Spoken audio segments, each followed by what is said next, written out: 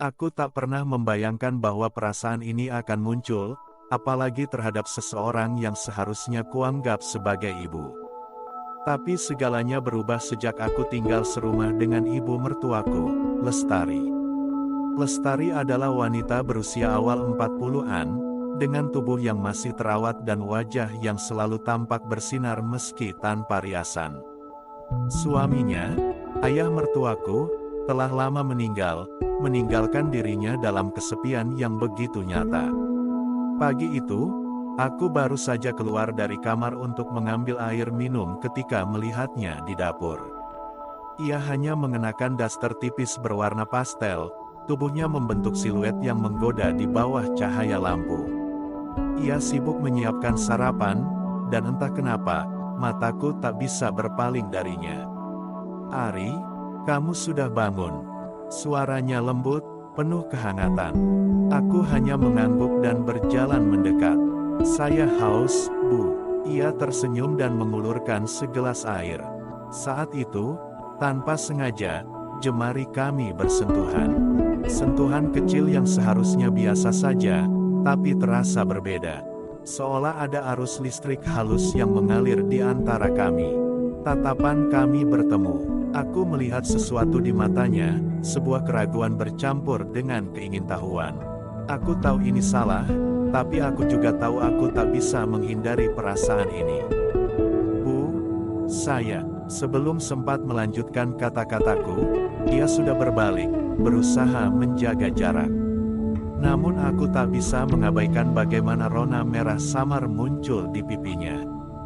Hari itu menjadi titik awal dari sesuatu yang lebih besar, sesuatu yang perlahan menggerogoti batas yang seharusnya ada di antara kami. Aku berdiri diam di dapur, menatap punggungnya yang berbalik dengan gugup. Ada sesuatu di sana, sebuah ketegangan yang tak bisa diabaikan. Lestari berusaha bersikap biasa, melanjutkan memasak, tapi gerakannya sedikit gemetar. Aku mendekat, berdiri di sampingnya, mengamati bagaimana tangannya menggenggam sendok pengaduk. "Bu, maaf kalau tadi aku menggantungkan kalimatku." Ia menoleh, matanya berusaha mencari jawaban di wajahku.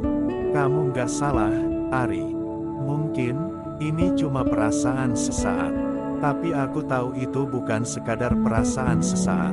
Ada sesuatu yang mengikat kami lebih dari yang bisa dijelaskan dengan kata-kata." Aku menelan ludah, mencoba mengendalikan gejolak di dadaku. "Bu, kalau ini salah, kenapa kita sama-sama merasakannya?" Lestari terdiam. Ia menghela napas panjang, menatapku dengan tatapan yang penuh dengan pertempuran batin. "Ari, kamu menantuku." Aku tersenyum kecil, lalu memberanikan diri menggenggam tangannya yang dingin. "Dan ibu adalah wanita yang selama ini aku kagumi." Hening. Hanya suara detak jantung kami yang terasa memenuhi ruang sempit dapur itu. "Ibu kesepian?" tanyaku lirih. Ia mengangguk, nyaris tak terlihat. Aku mendekat sedikit lagi, merasakan kehangatan tubuhnya yang kini hanya berjarak beberapa inci. "Aku nggak akan menyakiti ibu," bisikku. Lestari memejamkan mata sejenak, lalu membuka kelopak matanya dengan tatapan yang berbeda, lebih dalam, lebih lembut. "Kita nggak boleh begini, Ari." Suaranya nyaris serak, tapi ia tidak mundur. Aku tahu batas itu ada. Tapi aku juga tahu, malam-malam kesepian yang ia lalui, tatapan matanya yang selalu mencari sesuatu yang hilang, dan bagaimana tangannya sedikit bergetar di genggamanku, semua itu adalah pertanda bahwa ia pun menginginkanku. Aku ingin melindunginya, aku ingin membuatnya merasa dicintai. Dan saat itu juga, aku tahu, tidak ada lagi jalan untuk kembali. Sejak pagi itu di dapur, ada sesuatu yang berubah di antara aku dan Ibu Lestari. Kami berusaha bertindak seperti biasa, tetapi ada ketegangan halus yang menggantung di udara setiap kali kami berdua berada dalam satu ruangan. Aku sering mendapati diriku mencuri pandang ke arahnya, cara dia menyelipkan rambut di belakang telinganya, bagaimana dia menggigit bibir saat berpikir, atau ekspresi lembutnya ketika tersenyum. Malam itu, aku duduk di ruang tamu, membaca buku, sementara Ibu Lestari duduk di sofa, menonton televisi.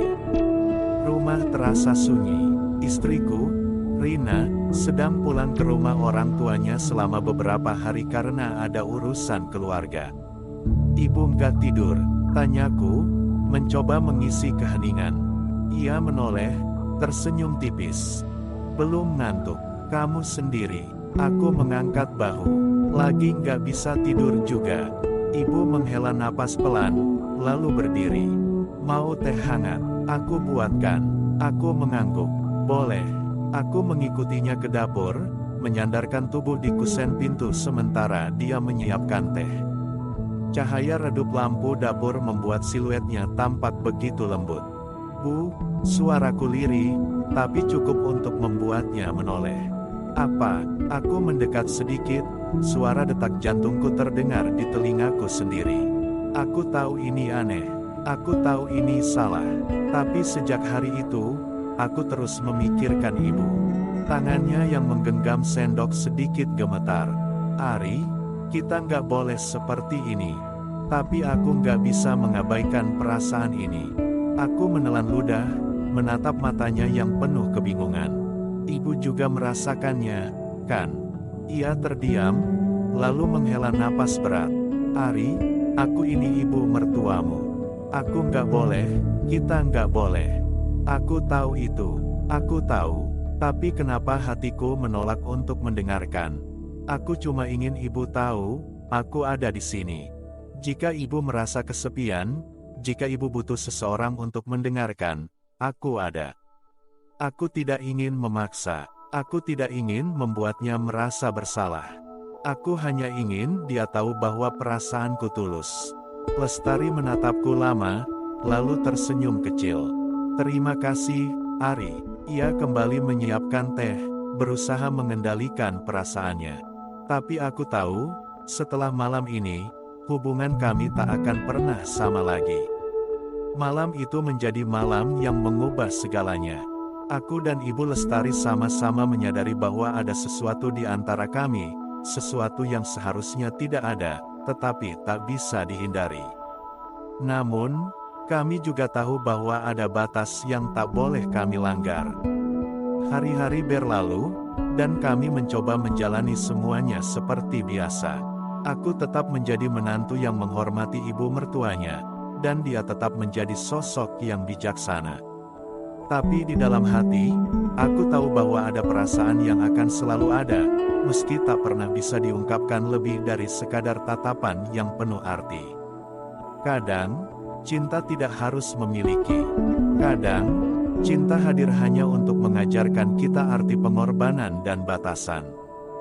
Dan mungkin, itulah yang terjadi antara aku dan dia. Terima kasih sudah membaca cerita ini. Jangan lupa like, subscribe, dan share agar semakin banyak yang menikmati kisah-kisah menarik lainnya. Sampai jumpa di cerita berikutnya.